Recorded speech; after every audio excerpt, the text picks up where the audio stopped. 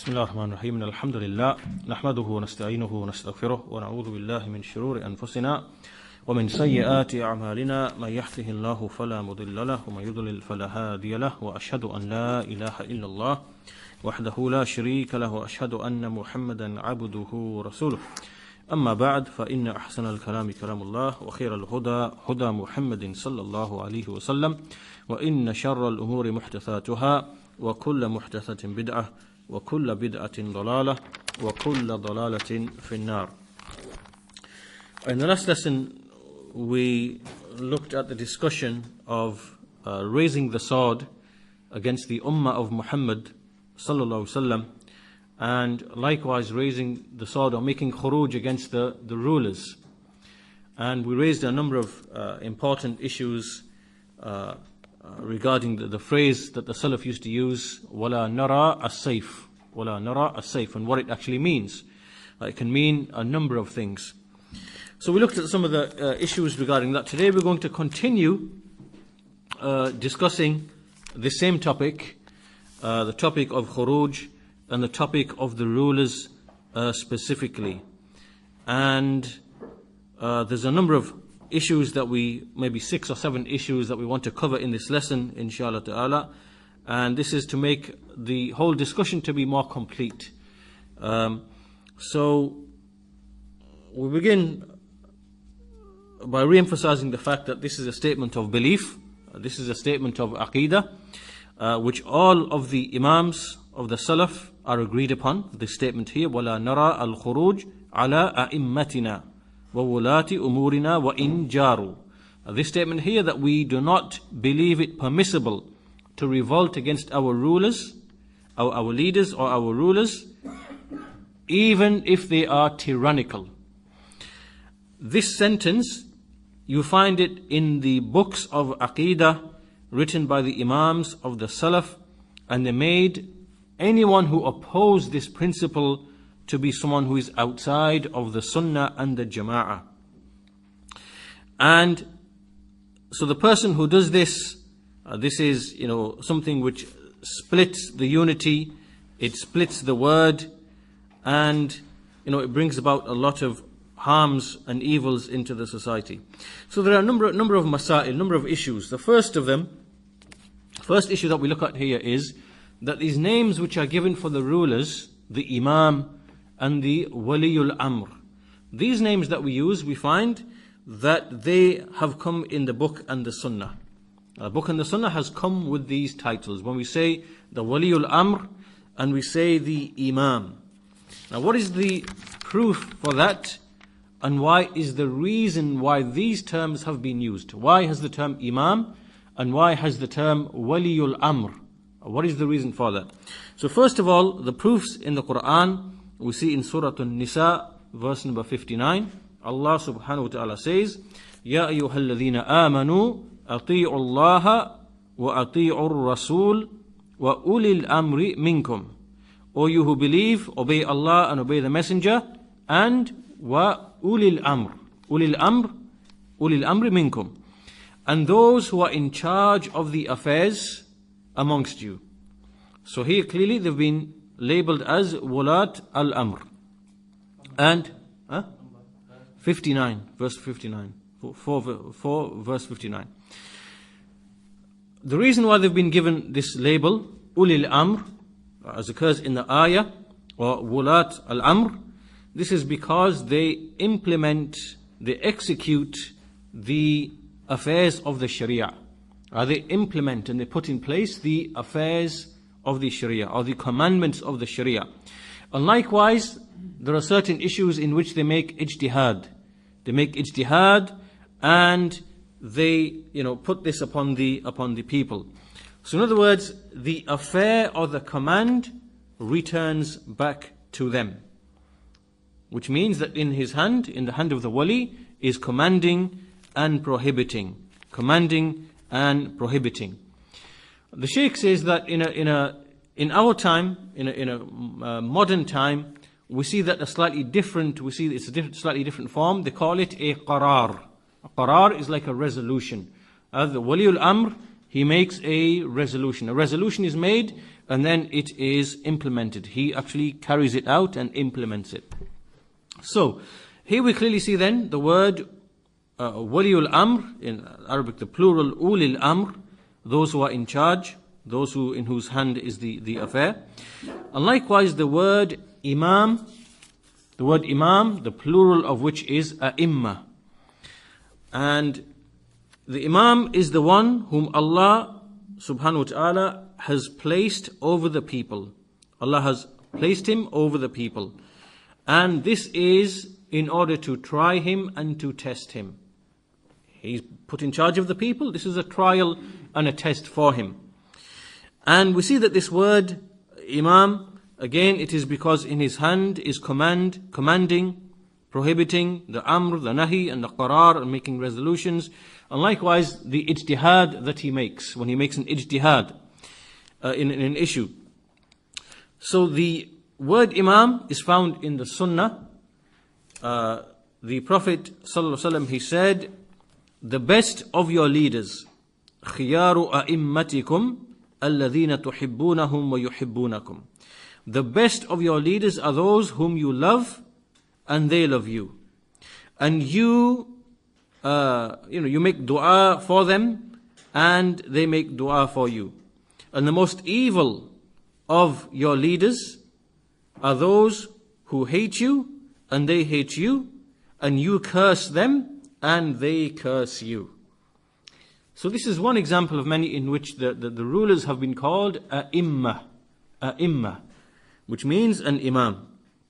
So, this is the first issue. We've established that in the Sharia, these are the terms which have actually been used. Waliul Amr and the Imam, and the reason for that is that in their hands is the commanding, prohibiting, making resolutions, making ijtihad. So the affair is really in their hands. And also the word Imam, is because the Imam is followed. The Imam is to be followed, and so the people, the subjects, they follow the Imam in whatever he commands and prohibits, and the ijtihad which he makes, so he is one who is followed. So that's the first point. The second point is, if we look at the original situation, the Waliul Amr which is mentioned in this ayah, the Waliul Amr, he has with him two qualities. There are two qualities. The first quality is that he regulates the affairs, he makes tadbir of the affairs of the people in general, in the affairs of the world, and likewise he protects them from the enemies. So in other words, he looks after the general affairs of the state, the affairs of the world, the affairs of the state. And the second quality that should be in a Waliul Amr is that he brings together with that knowledge of the rulings of the Sharia. Knowledge of the rulings of the Sharia. Now, it's not a condition that he has to be the most knowledgeable. Rather, he simply needs to have knowledge of the rulings of the Sharia. And the Shaykh says that this you can find in the books of fiqh, elaborated in the books of fiqh.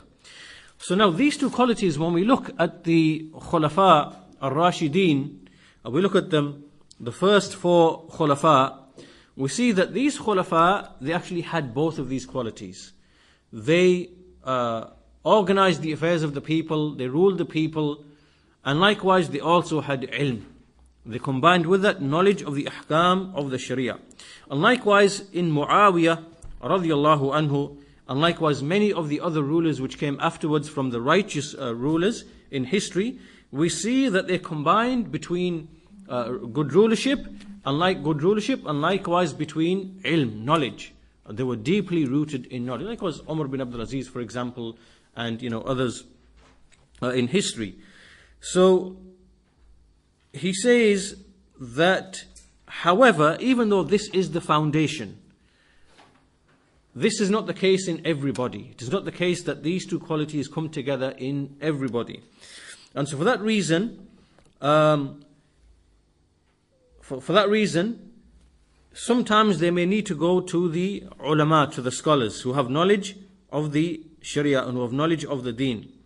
And so in those situations, the Waliul Amr, who the ruler, he has good leadership, then the affairs of leadership are under his control. And as for the ahkam of the sharia and the affairs, then that goes to the ulama, to the those who have knowledge of the religion.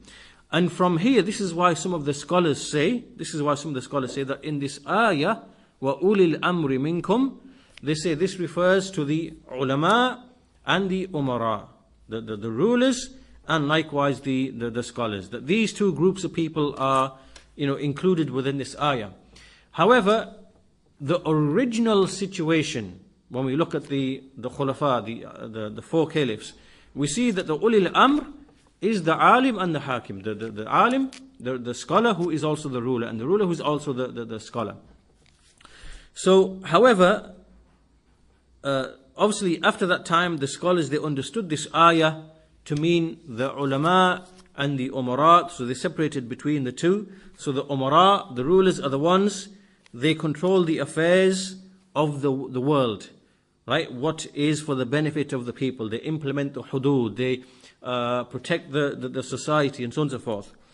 And so all of this is under their control. And likewise, the ulama, in the affairs of the religion, in the affairs of the ahkam of the sharia, what is permissible, not permissible, what the ruler should do, not do, and so on and so forth, all of that goes back to the scholars. So the Shaykh says, this, however, this is not the asal. The asal is that the waliul amr, he is the one who has ilm, he is the one who has knowledge. And this is the ayah, wa ulil amri minkum. This is what the ayah has come to be revealed. Now, the proof for this, what is the proof for this? The proof for this understanding is in the ayah in Surah An-Nisa, verse 83. Allah subhanahu wa ta'ala, He says, He's speaking about when some issue arises, and Allah says, وَلَوْ رَدُّوهُ إِلَى الرَّسُولِ وَإِلَى أُولِي الْأَمْرِ مِنْهُمْ لَعَلِمَهُ الَّذِينَ يَسْتَنْبِطُونَهُ مِنْهُمْ. This is that famous ayah in which it is mentioned that when there is like an issue to do with public safety, and the people just began to speak about it, and if only they had returned it back to the Rasul, to the messenger, if they return it back to the messenger, وَإِلَىٰ أُولِي الْأَمْرِ مِنْهُمْ. He used the word ulil amr. And then he says, then those people, they would have derived and taken the correct understanding and the ruling therein. The point of evidence here is in this ayah, Allah subhanahu wa ta'ala, He used the word وَإِلَىٰ أُولِي الْأَمْرِ مِنْهُمْ. This can only be referring to the ulama, to the people of knowledge,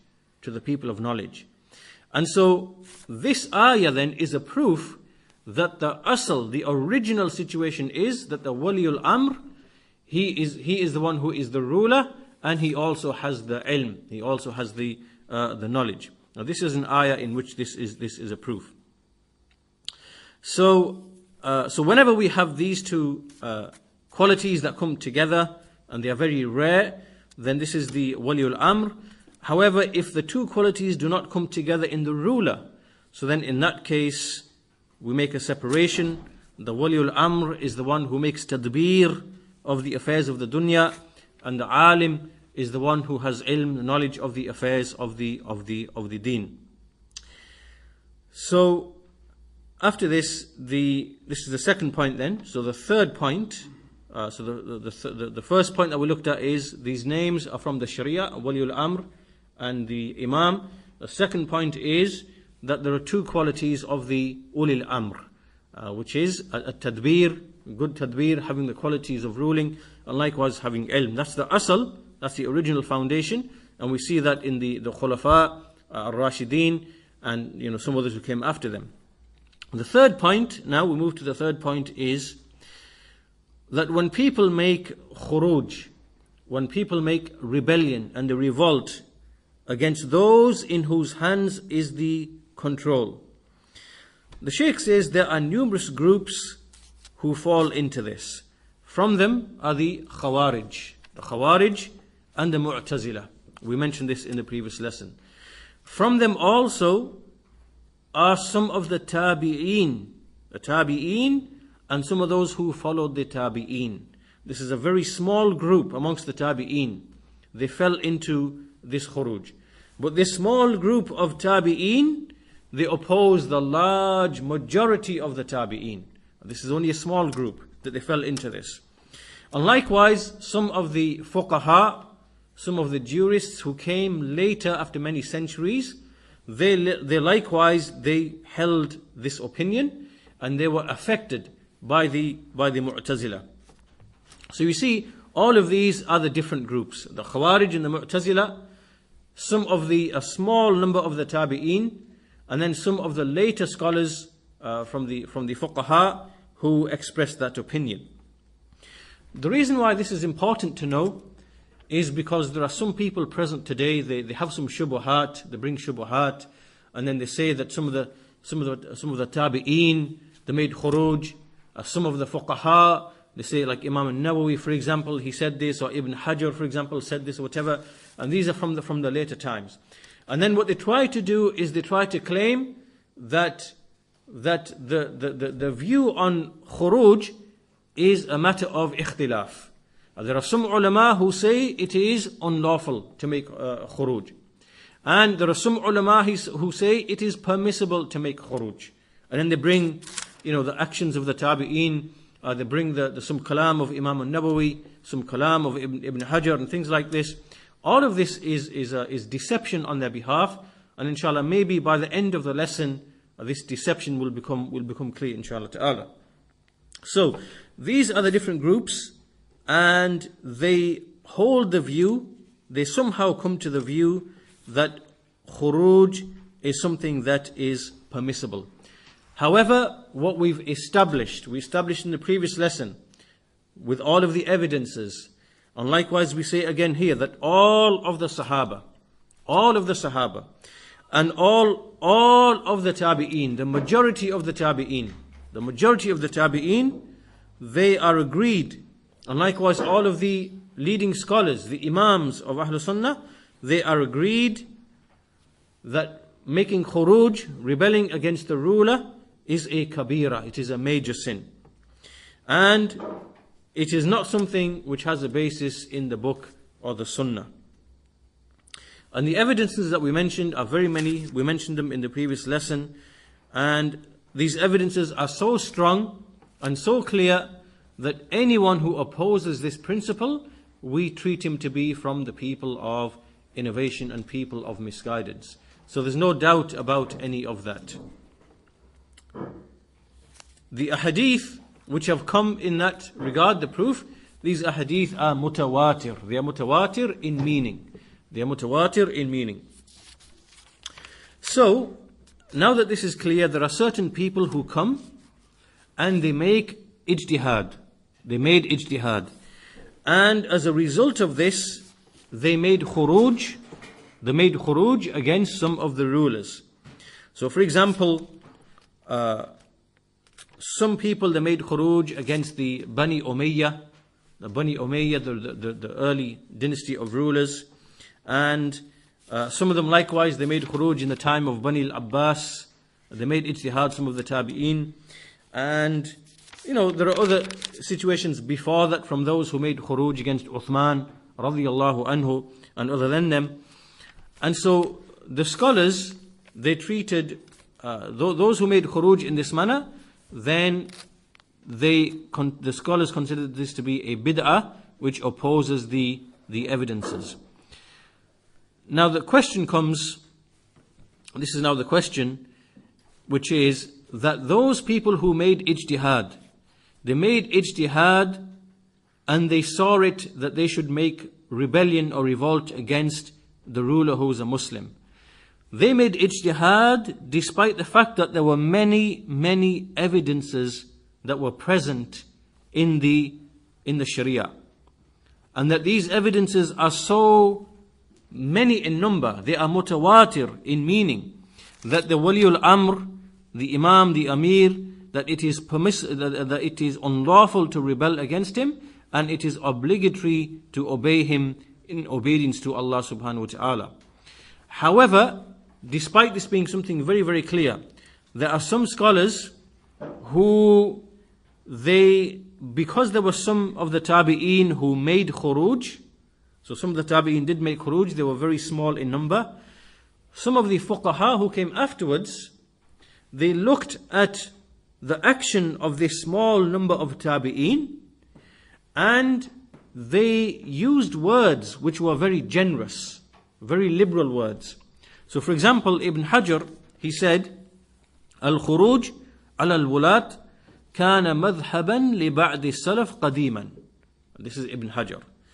Then he said, ثم لما رؤي أنه ما أتى للأمة إلا بالشر والفساد أجمع أئمة الإسلام على تحريمه وعلى الإنكار على من فعله. So look at what Ibn Hajar said. He said at the beginning, he said that khuruj was the madhab of some of the salaf in the very early times. This is a mistake. This is a khata. This is not correct.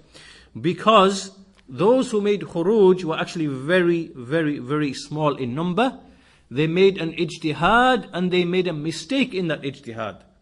This was not the madhab of the salaf. The madhab of the salaf, the sahaba, and the majority of the tabi'een was that they do not make khuruj against the hakim. So, how do we look at this situation? We look at this situation, for example, amongst the tabi'een, there were some people amongst the tabi'een who fell into the bid'ah of al-qadr. There were some from the tabi'een who fell into al-qadr. And likewise, there were some who fell into something of al-irja. They fell into the belief of al-irja.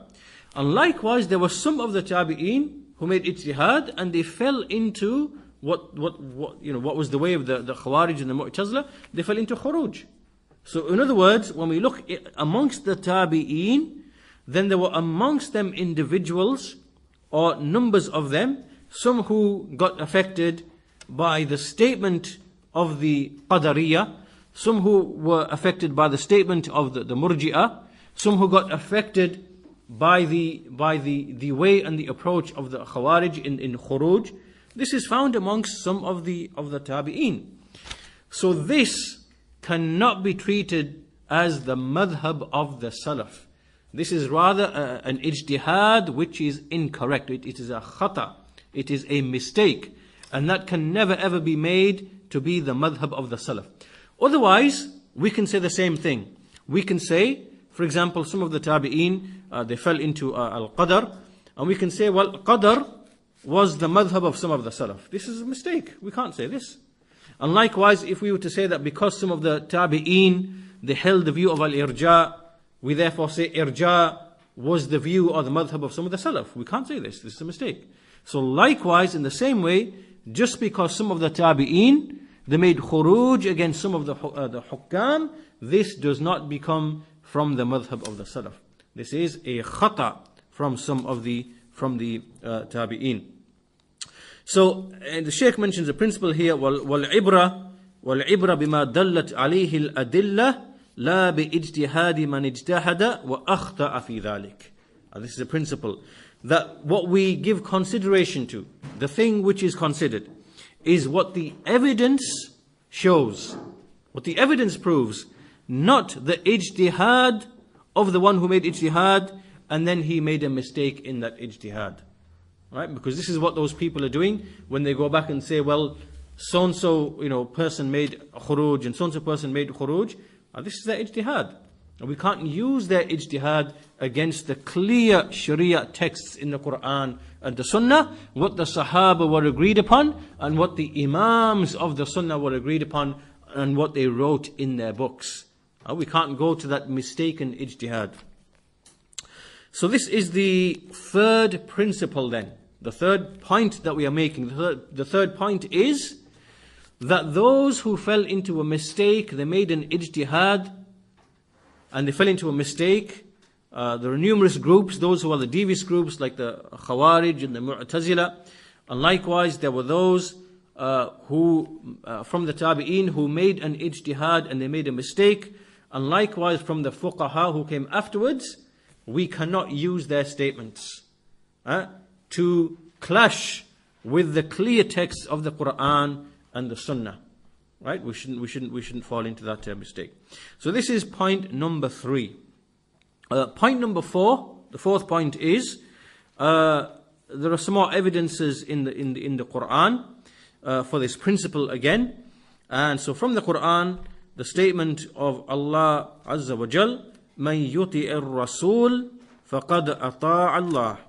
Man yuti'ir Rasul faqad ata'a Allah. Whoever obeys the messenger, then he has obeyed Allah. Whoever obeys the messenger has obeyed Allah. Now pay attention to this. This verse, this ayah, should be understood in relation to a hadith. In another hadith, the Messenger of Allah sallallahu alaihi wasallam, he explained, "Man yuti'il amir, faqad ata'ani, wa man ya'sil amir faqad asani." So he said, whoever obeys the amir, whoever obeys the ruler, then he has obeyed me. And whoever disobeys the ruler, then he has disobeyed me. When we put this hadith and the ayah together, the connection is clear and obvious. Whoever obeys the messenger has obeyed Allah. And whoever obeys the ruler in that which is good, then he has obeyed the messenger alayhi salatu wasalam. Therefore, whoever obeys the ruler, he has obeyed Allah subhanahu wa ta'ala. Very, very clear, when we put the hadith along with the ayah.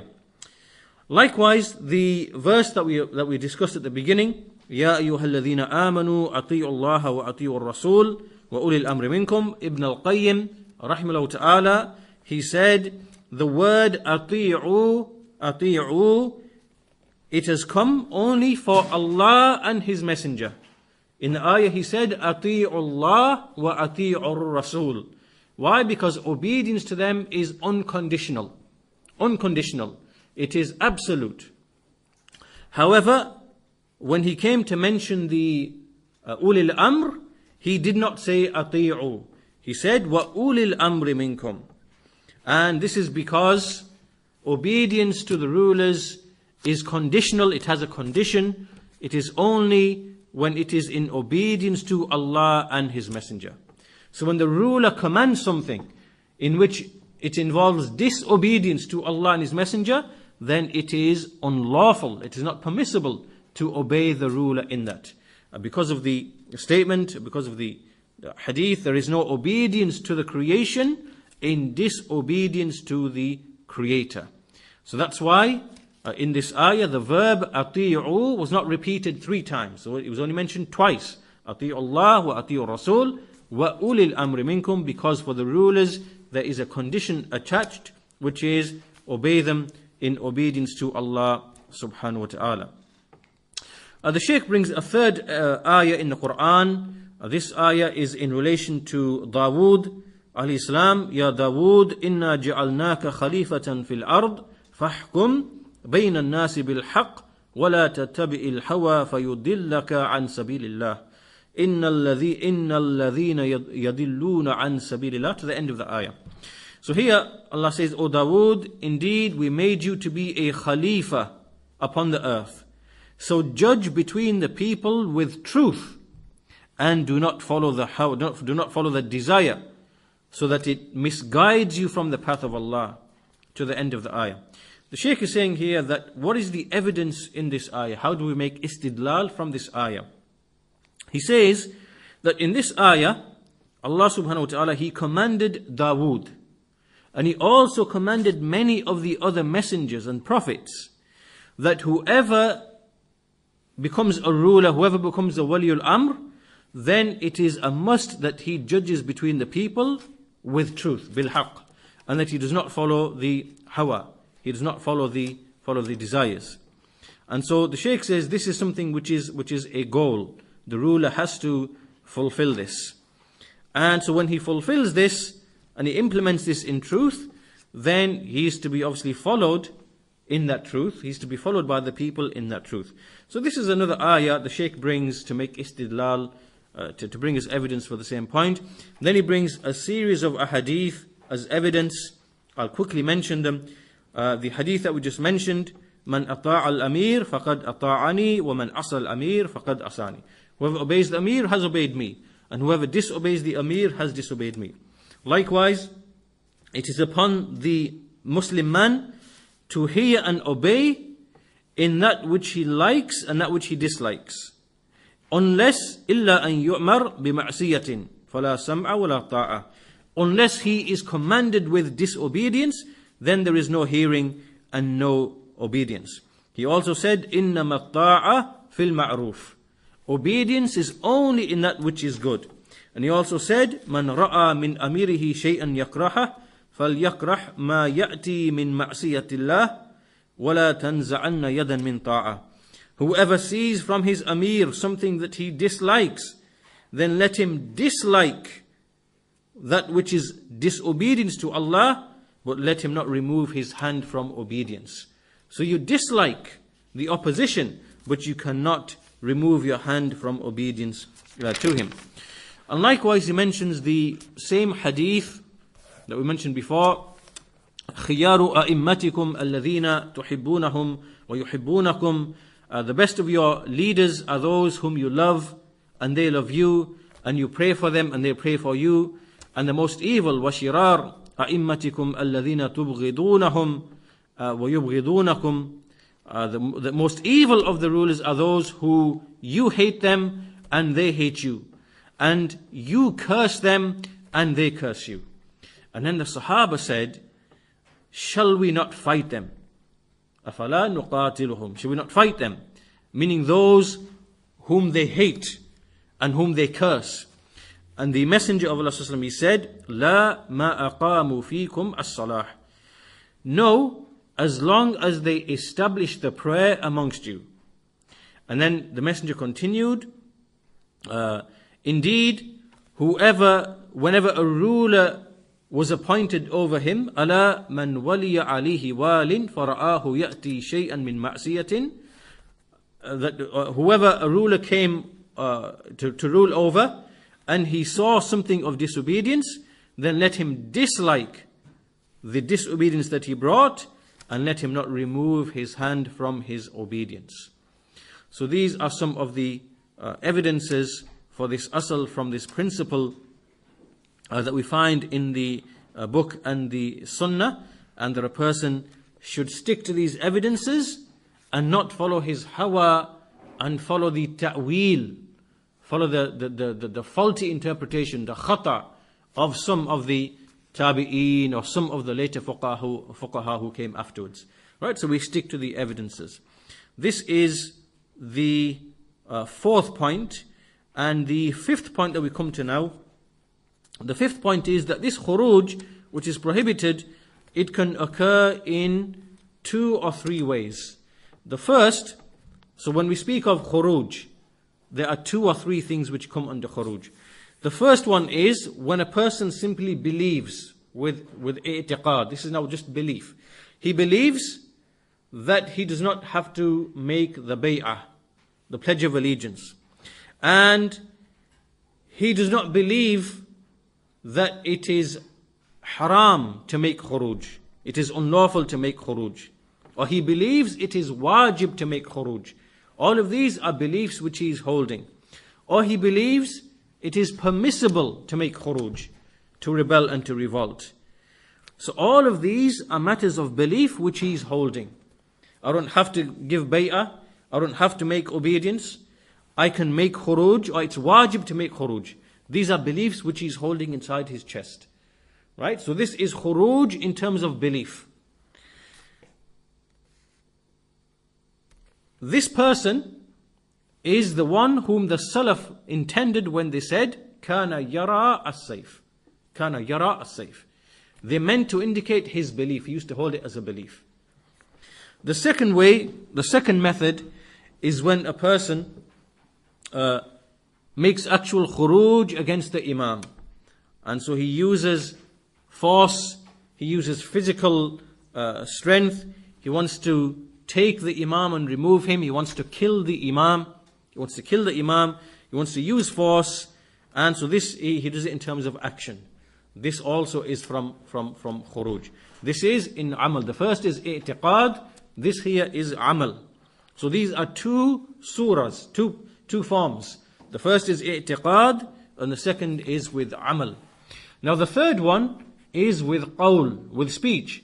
But the scholars, they have tafsil. They have tafsil because not every qawl is to be considered khuruj. And so the scholars, they make tafsil. They say we have to distinguish between certain statements which lead to khuruj and certain statements which might just be from al-amr bil-ma'ruf wa-nahi anil munkar. Right? So there are some statements that lead to khuruj and some statements which are not considered to be like that. So in the statement of, in relation to the qawl, there is tafsil. There is tafsil. And so the Shaykh says, therefore, this is the summary in terms of khuruj. It can happen by i'tiqad, it can happen by amal, it can also happen by qawl. But as it relates to qawl, then it is something in which there is tafsil. Not every qawl can be considered to be khuruj. So for example, those people who, you see people like this al-Mis'ari, and they live in this country, Sa'ad al-Faqih. These are people who've left the Muslim lands and they come and they established in London, and then they send faxes, they write on the internet, they do broadcast, and all they're doing is they're speaking against the rulers. They are sinful, they are this, they are this, they are kuffar, they are this, whatever, and they are making this kalam. And by making this kalam, they are affecting the hearts of the people, and they want the people to hate and to eventually make khuruj. This is what they want to do. This then is considered to be khuruj. This is khuruj. However, for example, sometimes an alim can come to a ruler, a hakim, and he might advise him with the taqwa of Allah subhanahu wa ta'ala, and to prevent the ma'asiyah which is in the society. And so he goes and he gives them this, this statement. This is al-amr bil ma'ruf wa nahy anil munkar. This is not to be considered khuruj like what these other evil people do. So the Shaykh says there's tafsil in the issue of qawl. So this is the fifth point then, the ways in which the people make khuruj. And we move to the sixth point, which is the things that lead people to make khuruj. The things that lead people to make khuruj. There are certain asbab. There are certain reasons why this takes place. The first reason, in fact, or first of two reasons. First is at-ta'wil. At-ta'wil is to make an interpretation. To have an interpretation. Now the Shaykh gives an example.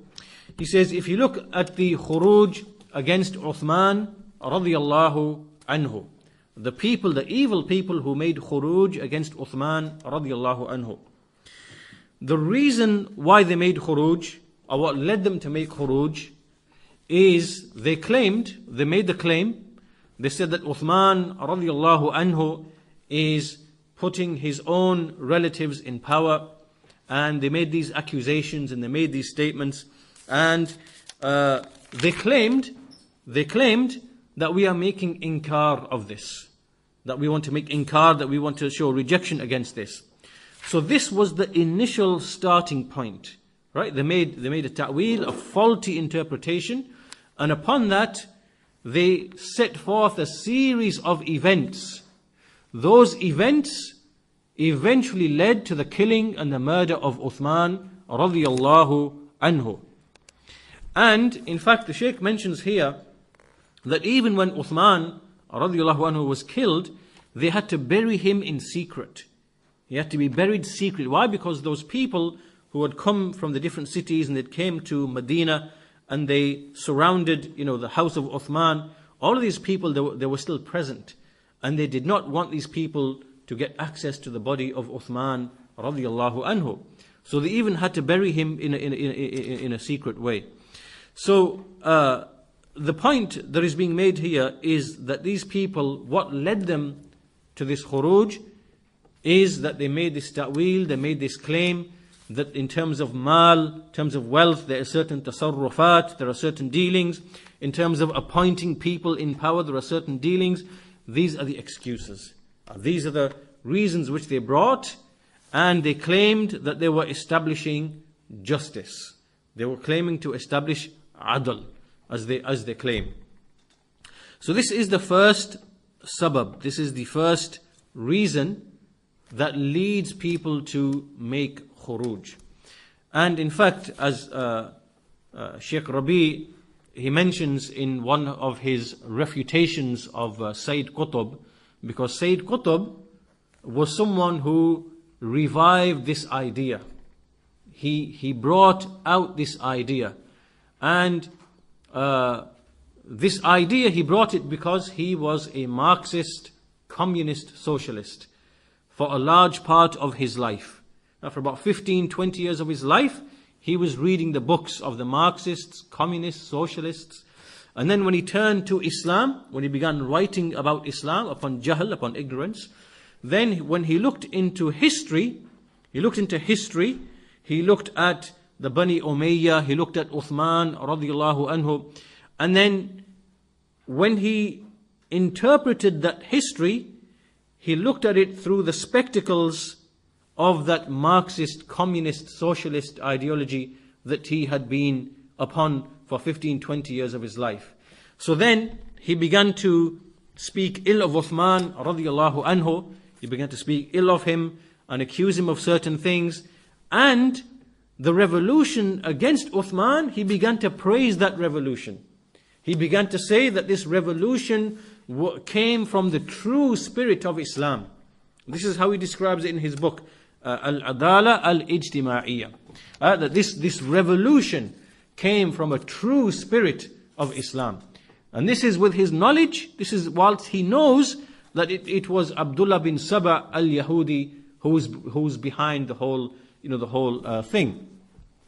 So the point being that this is one of the asbab, this claim that the ruler, he is disposing of wealth, the mal, in a certain way, and he's putting certain people in position who are from his relatives. Right? And so they want to establish adl, they want to establish justice, social justice.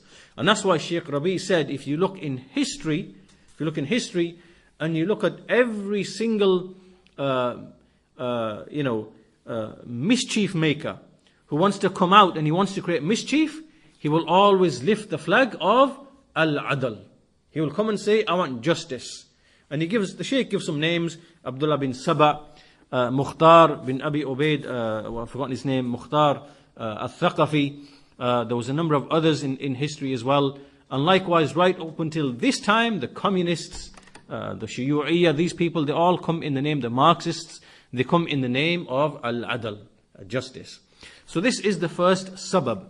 The second sabab, second reason, is that you see there are certain people, they see sins taking place in the society and they develop this dislike in their hearts. They develop this dislike. And they see things that they dislike and they are not able to have sabr. So this is the key thing now. Right? So they live in a society, they are seeing evils, they are seeing disobedience, they are seeing sin, they're seeing the ruler maybe committing sin, and they see things that in the society, there are fawahish, there is ma'siyah, and they see that the ruler is not really doing anything. So obviously, they don't like it in their hearts. They dislike it in their hearts. But the mistake is that they are not able to have sabr. And when they're not able to have sabr, then they believe that they are making al-amr bil ma'roof wa nahi anil munkar. And then they come out and they are eventually led into making khuruj, to rebelling against the ruler. This then leads to even more bigger problems in the society. But look at how this is working. This is how shaitan, he comes to people and he makes them think that they are being righteous, that they hate the evil, they dislike the evil, and they need to change this evil. This is something righteous. And then, but he wants to prevent them from having sabr, So what they do is they make ta'wil, they are making ta'wil again, and they claim that we are enjoining the good and prohibiting the evil. So then they eventually make khuruj practically and physically. And all of this is because they hate the evils which are taking place around them. See, these people, an example of this is like these people, the Juhayman, who revolted. They were eventually killed in Saudi Arabia about 1979, 1980. These people, the same thing. They were misguided by shaitan into thinking that they're going to rectify the society and change the society and all these evils in society, and they couldn't have sabr. They couldn't have sabr. Now the Shaykh here, he gives an example. He says that this example here, which begins when a man starts hating the things which happen around him in the society. He says, the great example of this is what happened in the time of Imam Ahmad, rahimahullah ta'ala. Because Imam Ahmad, he saw in that time that the great scholars of Islam, they saw this issue of the Quran being created was being imposed upon the whole ummah. Scholars were being killed. Scholars were being imprisoned, slaughtered, beaten. They were being summoned and raised and brought to the rulers. And some of them were beheaded. Some of them were imprisoned. Some of them were exiled. A lot of them were stripped of their positions in the masajid, in qada, and so on and so forth. This is how this was brought upon the ummah. And Imam Ahmad, rahimahullah ta'ala, when he was asked, when people came to him and said, shall we not fight against these people? Shall we not fight against these rulers? And Imam Ahmad, he signaled with his hand. He said, Iyaakum wad-dima, Iyaakum wad-dima. He said, beware of the blood. Beware of the blood. And then he began to mention the hadith of the Messenger of Allah sallallahu alaihi wasallam. Man ra'a min amirihi shay'an yakrahahu falyasbir. Falyasbir. Look at how he used that hadith. He's using that hadith when the rulers are imposing kufr into the hearts of the whole of the ummah. And he's using this hadith. Man ra'a min amirihi shay'an yakrahahu falyasbir. And this is because the Shaykh says that the person who dislikes, he says this refers also to the karaha, which is deeniyah, that you dislike things which are related to the deen, and the karaha, which is in relation to the dunya, because a person can hate things in terms of the dunya. Dunya meaning wealth. The wealth is not coming, the ruler is hoarding the wealth. All these are the dunyawi affairs. Or they can be deeni affairs. Why isn't the ruler preventing this alcohol? Why isn't the ruler punishing those thieves? Why isn't the ruler doing this? Why isn't the ruler doing this? This is the deeni affairs. So a person can dislike things which are in relation to deen or in terms of dunya. So the sabr which is mentioned in this hadith, Man ra'a min amirihi shay'an yakrahahu falyasbir, it covers both of these things. Affairs of the dunya that you dislike and affairs of the deen that you dislike. And this is why Imam Ahmad, he made istidlal by way of this hadith when those people came to him and said, let us fight these rulers, let us fight them. So this shows that in some situations you have to have sabr.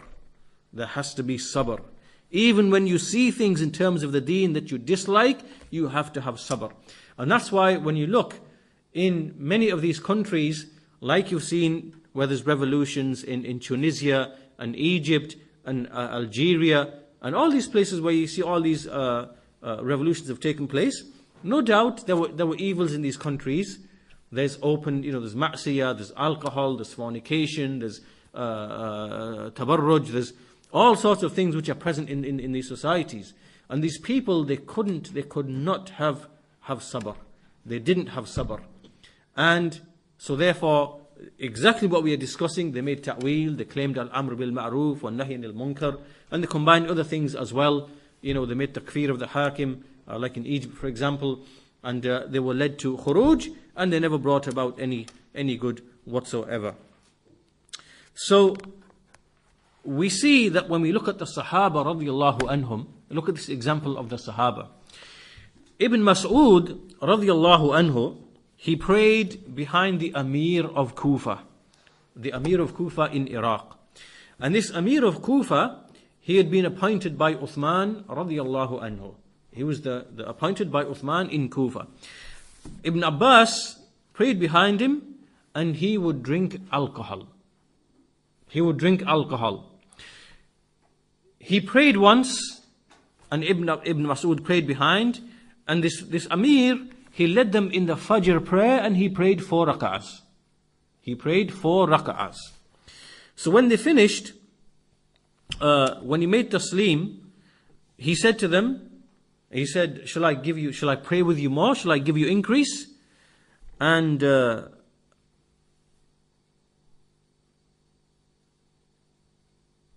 he said, so the Amir said, the ruler who's praying, leading them in prayer, he said, have I fallen short in my prayer? And they said, we've not ceased to pray with you, even when you added the additional the rak'ahs. So the point being that this man, this leader, he was drunk, his mind wasn't there. He came, he led the people in Fajr, he prayed 4 rak'ahs, they all prayed behind him, and this was the state of this ruler. They never made khuruj against this ruler. They never, raised the issue like this. So this shows the point that's being made from this incident, and also from the incident of Imam Ahmad, is to show that in some situations, even if you see ma'siyah, even if you see things which you dislike, then in the sunnah, we have been commanded with sabr. And that is in order to protect the society from the greater evil if you were to stir things and create tribulation. Right? This is from the Sunnah. And this is why in the text of the Sharia, the only thing that would make khuruj to be permissible is al-kufr al-bawah. Al-kufr al-bawah, which is clear, open kufr. And that's why we see in that hadith, in another hadith, in which the Sahaba said to the Messenger of Allah, shall we not fight against them, against the rulers who do such and such? He said, no. They said, shall we not revolt and rebel against them? He said, La illa an taraw kufran bawahan indakum min Allahi fihi burhan. He said, no. Unless you see, meaning with the eyes, kufr, that which is clear kufr, plain, clear kufr, for which you have an evidence from Allah. Now, the scholars, when they look at this hadith and they interpret this hadith, they explain this hadith, they say, the scholars, they have 2 views regarding this hadith. 2 views regarding this hadith.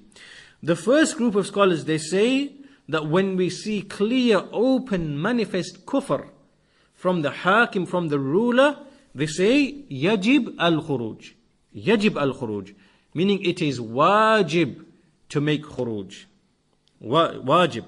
And when they say it is wajib, it means that we have to take the ways and the means and make preparations to eventually make khuruj against the ruler.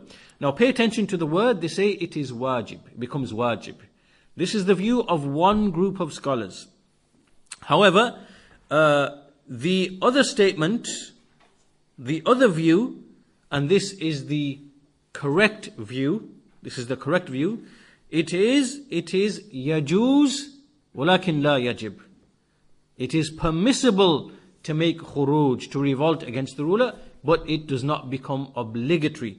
Why? They say because as-sabr awla. Patience is more befitting unless it is possible to remove the ruler without creating more harm and more bloodshed. Right? So this view here, we see that this is what the ulama, the scholars like Shaykh Ibn Uthaymeen and many of the ulama, they explain that even when the hakim is a kafir with kufr which is bawah, even then it is better to have patience if it is going to lead to more evil if you revolt against him. And this situation here, you can see that this has diqqah, it has precision in this position. And when you look at what has happened, for example, in Syria, where the ruler is a kafir, and Libya, where the ruler is a kafir, you see that this position, you can see that this is clearly that which entails the greater benefit and protection of the society. Right? It is better to have patience than to revolt and rebel, and you lead to even more evil, more tribulation that you see now, for example, in Libya and other places. So, this was the fifth or the sixth point, which was, what are the reasons that lead people to make khuruj? Number one is ta'wil, al-mal, the issues of wealth and whatever, and they want adl. And secondly, they begin to hate the evils in the society, and they want to make al-amr bil-ma'ruf wa nahy al-munkar. These are the reasons that lead people to make khuruj. And obviously they're not able to have patience, which is what we find in the sunnah of the Messenger ﷺ. This leads us now to the seventh issue. The seventh issue is that obedience to the rulers is from obedience to Allah, and so therefore it is ibadah and qurbah. This obedience that we are commanded with, this is worship of Allah subhanahu wa ta'ala.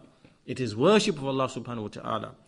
And because the Prophet ﷺ, as we mentioned in the hadith earlier on, whoever obeys the Amir has obeyed me, whoever disobeys the Amir has disobeyed me. And obedience to the Messenger in the ayah is obedience to Allah subhanahu wa ta'ala. Therefore, this obedience in whatever is good, then this is from the worship of Allah subhanahu wa ta'ala.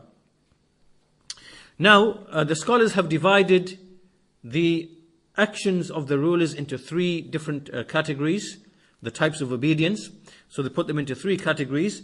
The first category is that they say that the ruler, he might command something which is obedience, ta'ah. He commands establishing the prayer. He commands giving the zakah. He commands fulfilling the rights of the sharia. He establishes the hudud. He prohibits the people from the muharramat. All of this is wajib for him to be obeyed in all of this. This is wajib for him to be obeyed in all of this. This is the first thing that the ruler can do. The second thing that the ruler can do is to make ijtihad. A situation comes that we've never had before. It wasn't present, in the time of revelation. And so he makes ijtihad, and what he does, he goes and he chooses an opinion amongst the opinions which have come before, or maybe there is no opinion from the ulama that came before. It's a totally new situation, and so he makes ijtihad in that issue. By way of example, let's say like in a modern context, we have, for example, road safety. The ruler decides that we're going to have speed limits on the roads, and likewise he decides that there are going to be customs, like at the ports, at the airports, at the ships and things like this. There's going to be regulation. All of these are from the ijtihad of the hakim, and these are wasa'il, ways and means, by which he is fulfilling the maqasid of the sharia, the objectives of the sharia, which is protecting the people, protecting life, protecting wealth, protecting the safety of the country. Now the scholar makes ijtihad, the ruler makes ijtihad, or the scholars make ijtihad, and they inform the ruler, and so he implements these things in the country, in the society. These things, the scholars say, likewise, that the ruler must be obeyed in these types of things. The ruler must be obeyed in these types of things, even in the matters of ijtihad. Right? So you see, there are some ignorant people, many ignorant people, many years back, they came along, and this shows it is from their ignorance of the religion. They don't understand anything. And they began to say, for example, that that the customs at the airports is a bid'ah, and all of these road signals and signs, this is a bid'ah. It has no basis in the sharia. Right? And they say we don't have to obey the hakim, we don't have to obey the ruler in these things because it's bid'ah. These are from the qawaneen wad'iyyah. They say these are from the secular laws. They are from the rules and laws of the secular countries, and it is kufr to judge by these things. The customs, likewise the road safety laws, and all of this is from the jahl of these people. These people are the ignoramuses. And this is because they don't understand the difference between the things which are wasa'il. In the Sharia, there are maqasid. In the Sharia has come to protect 5 things. The Sharia has come to protect sound religion, sound belief, the deen. It has come to protect the nafs, the life, the person's life. It's come to protect the mal, the wealth of a person. It's also come to protect the aql of a person, the mind. And it's also come to protect the ird, the honor. And so it comes to protect these things. So the scholars explain that, for example, when the Sahaba, when they compiled the Quran and put it into a mushaf, this is simply a wasila to make hifz of the Quran. Because the objective, the maqsad, is to protect the religion and protect the Quran. So putting the mushaf into one is simply a wasila to that end. It's not a bid'ah. Not a bid'ah. It's simply from the wasail by which we fulfill Sharia goals. This is something completely different to what is an actual bid'ah in the religion. So in a similar way, all of these things are not from bid'ah in the religion. Right? Having customs, having road safety. This is not from bid'ah in the religion. It is from the masalih, the benefits that we achieve by which the Sharia objectives are fulfilled. Anyway, so these people many years back, they were using this argument that because the ruler, he has customs, at the airports, and he has road safety, and he has this, all of this is from the qawaneen wad'iyah, this is kufr, and we do not obey the ruler in this. All of this is from the jahl. Rather, these things are from the ijtihadat of the rulers and the scholars, and they put these things in place, and they are for public safety, public benefit, and in these things we have to obey the ruler as well. Now the third type is when the ruler commands something which is disobedience. This is the one in which we cannot obey the ruler. We do not obey the ruler in any of this. It is not permissible to obey the ruler in this. And that's why we see the hadith, على المرء المسلم السمع والطاعة فيما أحب وكره إلا أن يؤمر بمعصية. It is upon a Muslim man to hear and obey in what he likes, what he dislikes, unless he is commanded with disobedience. And likewise the Messenger said, إنما الطاعة في المعروف. Indeed, obedience is only in that which is good. So this is the 7th point. The 7th point is that the rulers can fall into these 3 things. The ma'roof, that which is ijtihad, and that which is ma'siyah. And it is the 3rd one that we are not allowed to hear and obey the ruler. This brings us to the final point of today's lesson, inshallah, and this is an important point, actually, a very important point. And this is, Imam al-Tahaawiyyah said, وَإِن جَارُوا, that we do not revolt against them, we do not make khuruj. And he said, وَإِن جَارُوا, even if they make jawr, even if they are tyrannical. This is a refutation of those people who claim, you hear many of these khawarij today.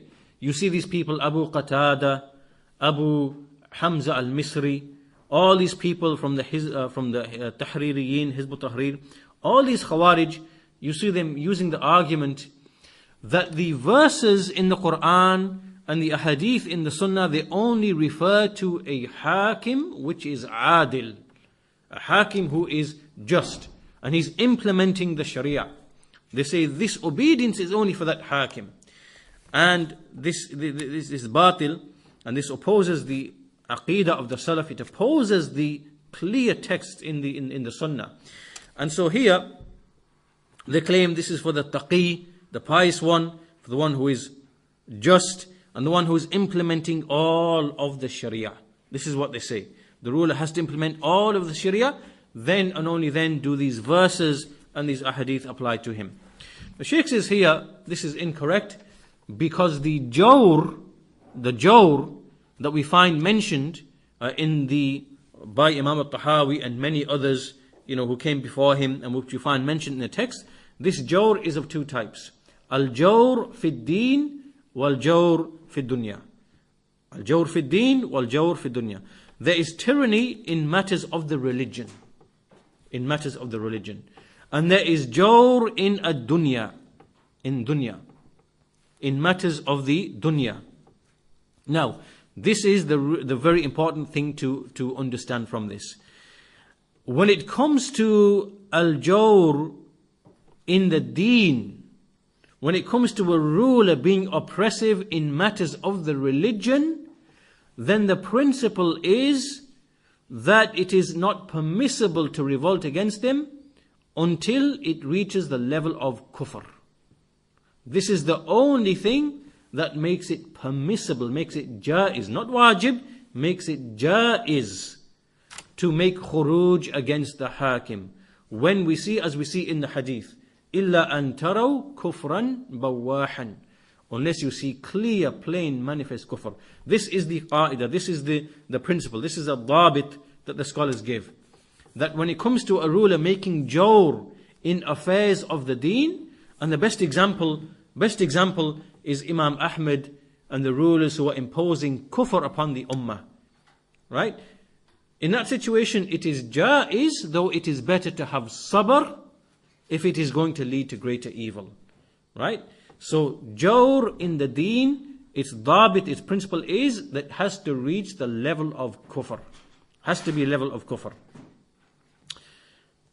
As for jawr in the dunya, then a person has to obey and hear and listen, and there is no exception. There is no dhabit. There's nothing. Because in the hadith we see, in the hadith of Hudhayfa, وَإِن ضُرِبَ ظَهْرُكَ وَأُخِذَ مَالُكَ, that even if your wealth is taken and your back is beaten, even then, here in terms of the dunya, in terms of mal, in terms of you being taken, beaten, imprisoned, oppressed, your wealth being taken, your rights being withheld, here there is no dhabit. Here it is absolute. Even if your back is beaten and your wealth is taken. So it's important to understand that the jawr wa in jaru, the rulers can be tyrannical and oppressive in the deen, affairs of the deen, and they can be tyrannical and oppressive in affairs of the dunya. In the deen, the dhabit, the principle is that it must reach the level of actual kufr. Not the kufr that these people claim from their jahl, that they claim, but it has to be actual kufr. And as for the dunya, then there is no dhabit. He is to be obeyed no matter what the tyranny, and no matter what in terms of wealth and material things and so on and so forth. So, this leads us now finally, that's the end of the 8th point, and the rest of the stuff we've actually covered in the previous lesson. We've already covered some of this material in the previous lesson. So with that, inshallah, we can conclude our lesson today. These are 8 important points. I will just mention them again. The first point that we mentioned here is the names given to rulers in the Sharia is Imam and Waliul Amr. Waliul Amr and Imam. And there's a reason behind why they are referred to as the Imam and the Waliul Amr. We explained that reason. The second point we said is that there are 2 qualities that come together in someone who is a Waliul Amr. He is one who is fit for ruling. He has the qualities of making husnul tadbir, good regulation of the affairs, and likewise he has ilm.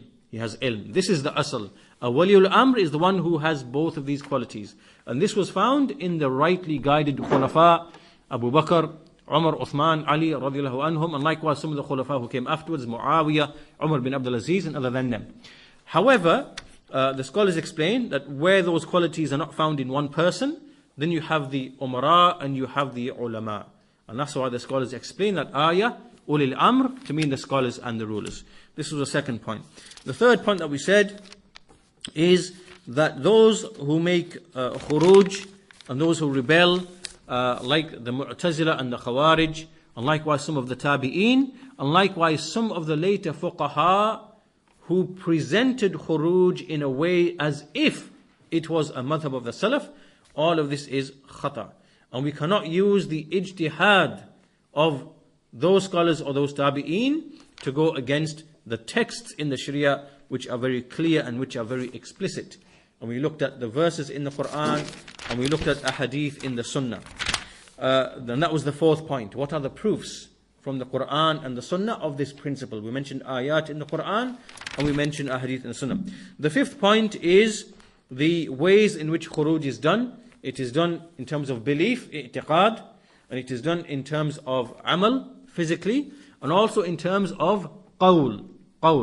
But the one which is by speech, we have to distinguish between that which leads to khuruj and that which is just simply a legitimate, acceptable form of al-amr bil ma'ruf wa nahi anil munkar. That was the fifth point. And the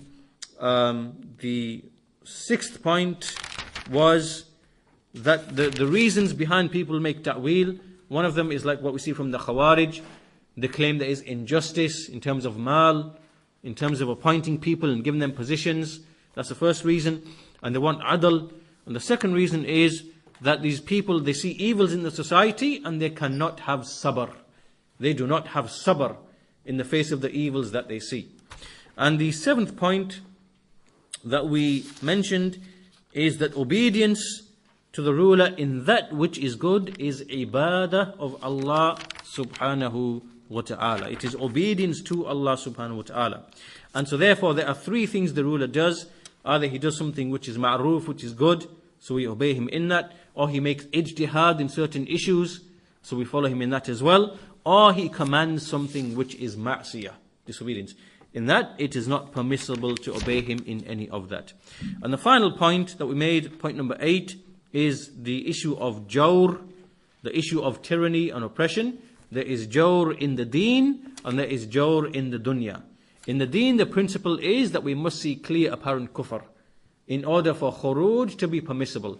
And in the affairs of the dunya, there is nothing that permits khuruj against him. Even if he takes your wealth and even if he beats your back. And this is what we find in the sunnah of the Messenger sallallahu alaihi wasallam. So these 8 points, with that we really conclude our discussion to do with the rulers. And the next point, inshallah, which we'll begin in a few weeks' time, perhaps inshallah, is again related to sunnah and jama'ah. Sunnah and jama'ah. Being united and holding to the sunnah and the jama'ah and keeping away from furqah and things of that nature. So with that we conclude our lesson today. Walhamdulillahi Rabbil Alameen wa sallallahu ala nabiyyina Muhammad wa ala alihi wa sahbihi ajma'in.